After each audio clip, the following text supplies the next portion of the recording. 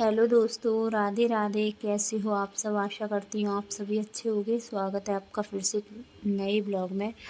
और ये ब्लॉग है 27 मार्च का, दिन गुरुवार था। और ब्लॉग ना चाहते हुए भी मेरे ब्लॉग लेट हो ही जाते हैं, तो सॉरी उसके लिए। तो क्योंकि मुझे कहीं ना कहीं जाना पड़ जाता है, जिसकी वजह से मेरे ब्लॉग लेट हो जाते, समय नहीं मिल पाता है एडिटिंग करने का या वॉइस ओवर करने का। कोशिश करने के बाद भी मैं पीछे रह जाती हूँ। जितना आगे जाती हूँ उतना ही वापस फिर पीछे आ जाती हूँ, क्योंकि 3-3 4-4 दिन का ब्लॉग में गैप होते जा रहे हैं, तो काफ़ी ज़्यादा लेट हो रहे हैं मेरे ब्लॉग। और आज है गुरुवार, तो सुबह के झाड़ू पोछा साफ़ सफाई डस्टिंग सब हो चुकी है। अब कर लेते हैं विष्णु भगवान की आराधना। और यहाँ पर पढ़ूँगी मैं पूजा की पुस्तक। तो पहले दिया बाती किया है, पूरा मंदिर साफ़ किया है, उसके बाद ही पूजा करूँगी। और आगे आगे आपको डेली ब्लॉग मिलेंगे, क्योंकि मैंने सारे ब्लॉग बना कर रखे हुए हैं, लेकिन डालने का और वॉइस ओवर करने का समय मुझे नहीं मिल पा रहा है। और आज हो गया है दूसरा नवरात्र, तो मेरा ब्लॉग काफ़ी ज़्यादा लेट है, यानी कि 5 दिन लेट ब्लॉग जा रहा है मेरा।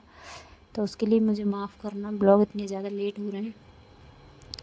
तो मैंने पूजा कर ली है। पूजा करने के बाद मैं मंदिर गई। मंदिर से आने के बाद फिर खाना बनाना शुरू कर दिया है।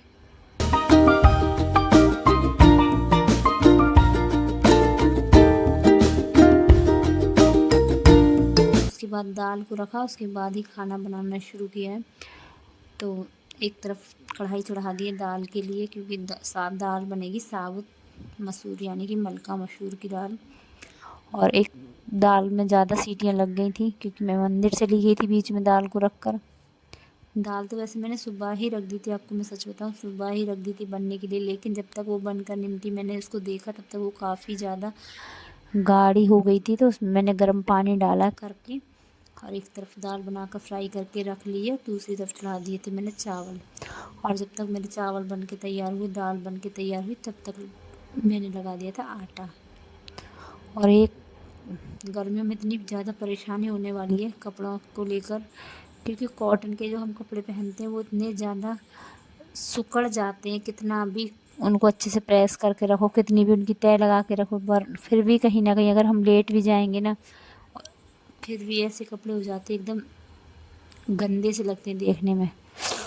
तो और साथ में मुझसे सूट के साथ के जो दुपट्टे होते हैं वो नहीं ओढ़े जाते हैं। बड़ा आलस आता है मुझे ओढ़ने में, क्योंकि वो सिर पर नहीं रुकते हैं। और मुझे चाहिए कि मेरे सिर पर हमेशा दुपट्टा रखा रहे, वही अच्छा लगता है। लेकिन ये दुपट्टे आजकल जो सूटों के साथ आते हैं वो नहीं रुकते हैं, तो इसलिए मैं कॉटन के दुपट्टे ही ज़्यादातर ओढ़ लेती हूँ। और कॉटन के दुपट्टे हो गए, कॉटन के सूट हो गए, तो इन सबको प्रेस की भी ज़्यादा ही ज़रूरत पड़ती है। तो रखे रहते हैं, लेकिन रखने के बाद अगर इनकी तय बिगड़ जाए या इनको कहीं हम लेट जाएं, तो मतलब ऐसे हो जाते हैं जैसे पता नहीं कहाँ से निकाल कर हमने ये पहने हैं। तो चलो, यहाँ खाना मेरा बन गया है, और खाने की लगा देती हूँ मैं थाली। और आज खाने की थाली इस पर स्पेशल गर्मी की थाली लगेगी, क्योंकि दाल है, चावल है, मैंने चटनी भी बना ली है, और हरी प्याज की चटनी भी रखी हुई थी, और धनिए और पुदीने की भी चटनी बनाई है। और गर्मियों में यही थाली अच्छी लगती है। चटनी के साथ तो खाना मतलब अधूरा रह जाता है, चटनी और मठा, इसके बिना तो खाना अधूरा है गर्मियों का।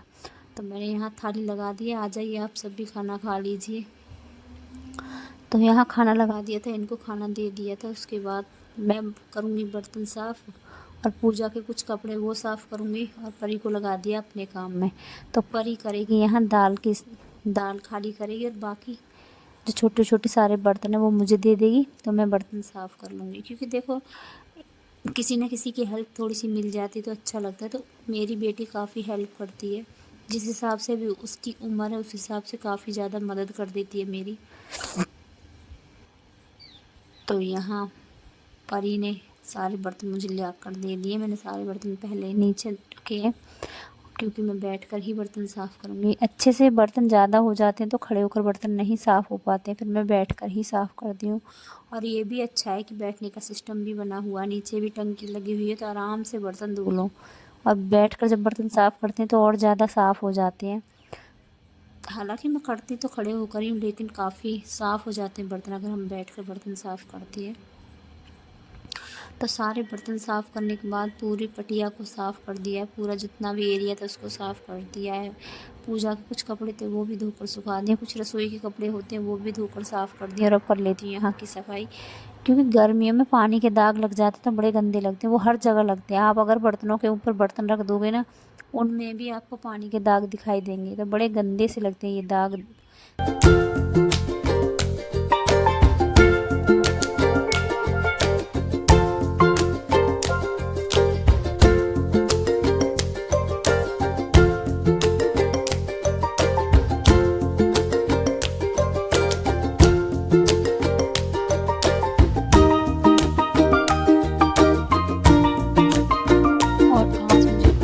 जुकाम और खांसी, गला ख़राब ये सब हो रहा है, क्योंकि वॉइस ओवर करने में आपको आवाज़ में भी थोड़ी सी परेशानी आ रही है। बहुत ज़्यादा गला ख़राब हो गया है, साथ में जुकाम भी बहुत ज़्यादा है। तो यहाँ मैंने कपड़ा ले लिया है, बर्तनों का स्टैंड भी अच्छे से कर दिया है साफ़, और सारा काम हो चुका है अब ख़त्म। सुबह का सारा काम ख़त्म हो चुका है, गैस साफ़ कर दी है, अच्छे से स्टैंड साफ़ कर दिया। अब लगाऊंगी मैं इसमें बर्तन, क्योंकि इसमें भी दाग लगते हैं, सफ़ेद सफ़ेद दाग अलग दिखाई देते हैं।